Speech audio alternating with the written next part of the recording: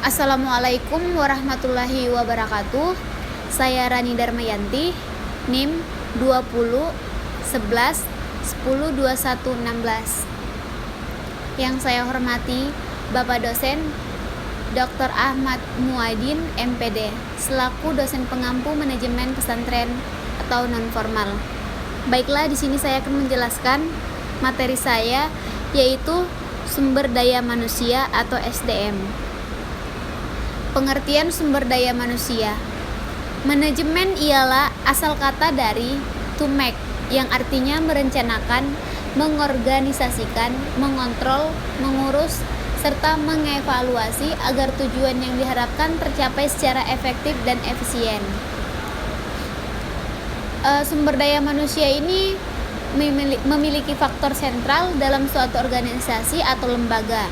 Organisasi dibuat berdasarkan dengan visi, misi, serta tujuan untuk kepentingan bersama dalam melaksanakan kegiatan tersebut. Materi selanjutnya yaitu fungsi-fungsi sumber daya manusia.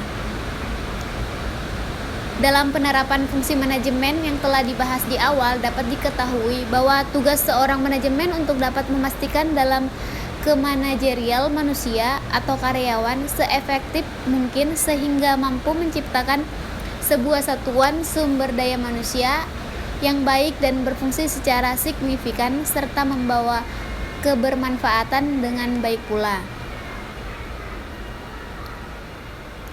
Fungsi manajerial yang pertama yaitu planning atau perencanaan, yaitu melakukan perencanaan terhadap kebutuhan sumber daya manusia atau karyawan. Yang kedua yaitu organizing. Organizing ini atau pengorganisasian, yaitu melakukan pengorganisasian akan semua tenaga karyawan yang ada. Yang ketiga yaitu actuating atau pengarahan, dengan melakukan pengarahan terhadap fungsi dan tugas tenaga kerja karyawan. Yang keempat yaitu controlling atau pengendalian, dengan melakukan pengendalian terhadap kinerja tenaga kerja karyawan. Kemudian yaitu fungsi operasional. Fungsi operasional dibagi 7. Yang pertama yaitu pengadaan sumber daya manusia. Jadi dalam kegiatan pengadaan sumber daya manusia ini ada beberapa serangkaian proses yang perlu dilalui, yaitu penarikan, seleksi, orientasi, kemudian penempatan. Yang kedua yaitu pengembangan atau growing. Pengembangan ini dilakukan terhadap sumber daya manusia dengan melakukan pendidikan dan latihan terkait pengembangan diri tenaga kerja karyawan. Kemudian yaitu menerapkan kompensasi dan proteksi seperti upah, intensif, tunjangan, dan K3. Yang keempat yaitu melakukan langkah pengintegrasian terhadap kepentingan perusahaan dan kebutuhan tenaga kerja. Yang kelima yaitu pemeliharaan. Pada fungsi manajemen sumber daya manusia ini, pemeliharaan terkait meningkatkan kondisi fisik, mental, serta loyalitas terhadap perusahaan. Yang keenam yaitu kedisiplinan. Yang ketujuh yaitu keputusan atau pemberhentian, seperti PHK, yaitu putusnya hubungan kerja dikarenakan sebab dan alasan tertentu. Kemudian materi selanjutnya yaitu tujuan manajemen sumber daya manusia.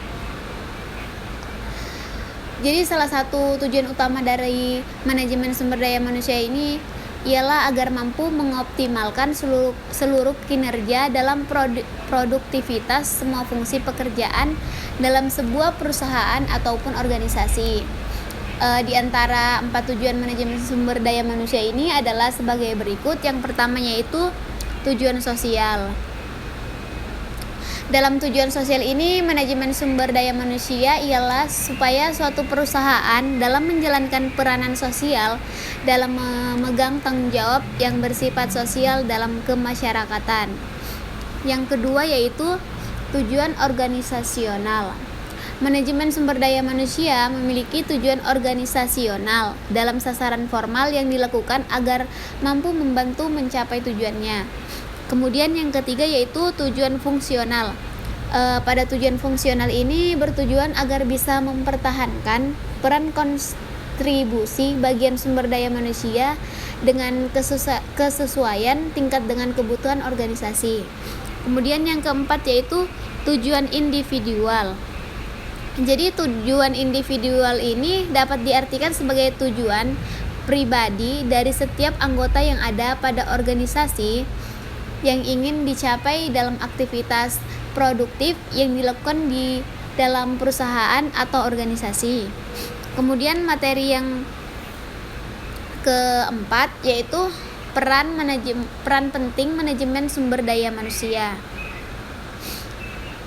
Jadi menurut Hasbiwan pada tahun 2017 terdapat beberapa peran dari manajemen sumber daya manusia, yaitu yang pertama menetapkan jumlah kualitas, yang kedua meramalkan penawaran, yang ketiga menetapkan penerimaan, seleksi dan penempatan, yang keempat memperkirakan keadaan perekonomian, dan yang kelima menetapkan kompensasi. Kemudian materi selanjutnya yang terakhir yaitu strategi pengembangan sumber daya manusia di pesantren. Peran yang strategi tersebut diharapkan mampu mentransformasikan potensinya untuk pemberdayaan masyarakat, pesantren dan masyarakat sekitar, khususnya masyarakat desa. Di antara keduanya telah terjalin interaksi yang harmonis, bahkan keterlibatan mereka yang cukup besar dalam mendirikan pesantren. Terima kasih. Wassalamualaikum warahmatullahi wabarakatuh.